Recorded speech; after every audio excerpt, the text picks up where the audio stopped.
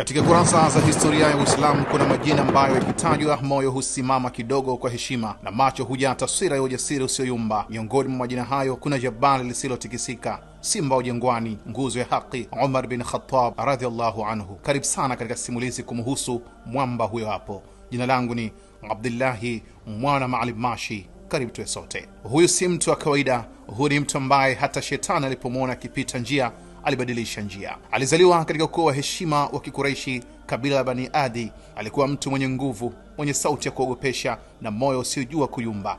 Kabla ya nuru ya Uislamu alikuwa ni mkali kuliko ukali wenyewe, akipinga Uislamu kwa nguvu zote kama vile mtu anayezima moto kwa upepo. Siku moja hasira zikamjaa kwa upepo wa kimbunga, akaapa kumaliza kila kitu, aende kumuua kipenzi chetu mtume wetu Muhammadin, rehma na amani ziwe juu yake. Lakini subhanallah, njia yake ikageuka kuwa njia ya hidayah, kwa maana ya uongofu. Alipofika nyumbani kwa dada yake, akasikia aya za Qur'ani zikisomwa. Maneno yale yakapenya moyoni mwake mithili ya mshale wa nuru, yakaiusha chuma cha kiburi, na hapo hapo simba akageuka kuwa mlinzi wa haki.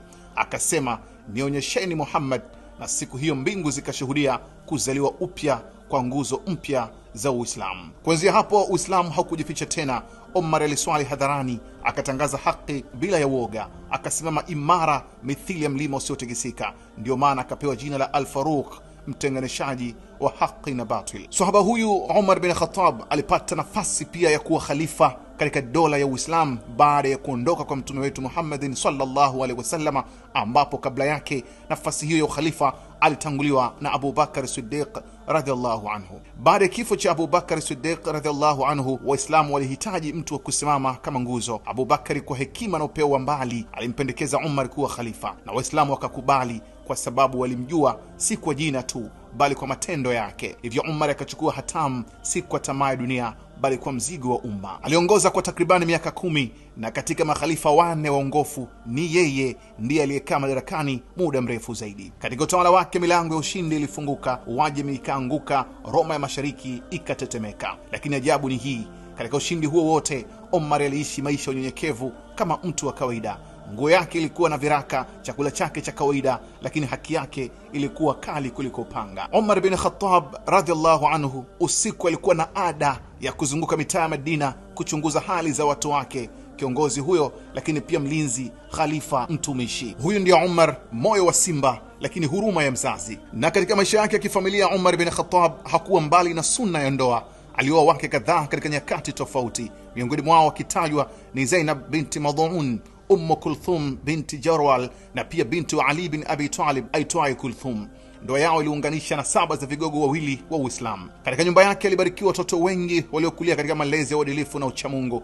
Miongoni mwa watoto wake mashuhuri ni Abdullah bin Umar, mwanachuoni mkubwa wa hadithi, pamoja na Hafsa binti Umar ambaye alipata heshima ya kuwa mke wa mtume Muhammadin, rehma na amani ziwe juu yake. Hivyo basi nyumba ya Umar haikuwa tu ya kifamilia bali ilikuwa ni madarasa ya maadili na chemichemi ya elimu. Lakini kama ilivyoanza kwa nguvu ndivyo alivyomaliza kwa tukio la huzuni nzito. Ilikuwa ni mwaka 23 Hijiria, alfajiri ya siku ya kawaida ilipogeuka kuwa siku ya majonzi. Akiwa mbele ya swafu akiswalisha watu, alishambuliwa kwa kisu na mtu aitwaye Abu Lu'lu'atil Majusi. Shambulio la ghafla lilomvunja jabali la haki. Damu yake ilimwagika msikitini, lakini maneno yake ya mwisho yalibaki kama nuru. Alidumu kwa siku chache akipambana na majeraha, kisha akarejea kwa Mola wake akiwa ameacha historia isiyofutika. Na pale alipozikwa karibu na mtume Muhammadin, rehma na amani ziwe juu yake, pamoja naye sahaba Abu Bakar Siddiq, ilikuwa ni ishara kuwa hata katika kifo chake alibaki karibu na waliokuwa nuru ya maisha yake kabla. Hivyo ndivyo alivyoondoka mwamba ambaye historia haiwezi kumsahau.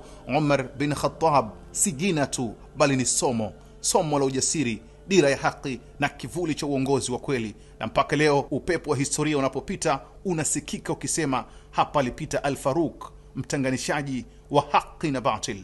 Abdullahi Mashi, Kishki TV.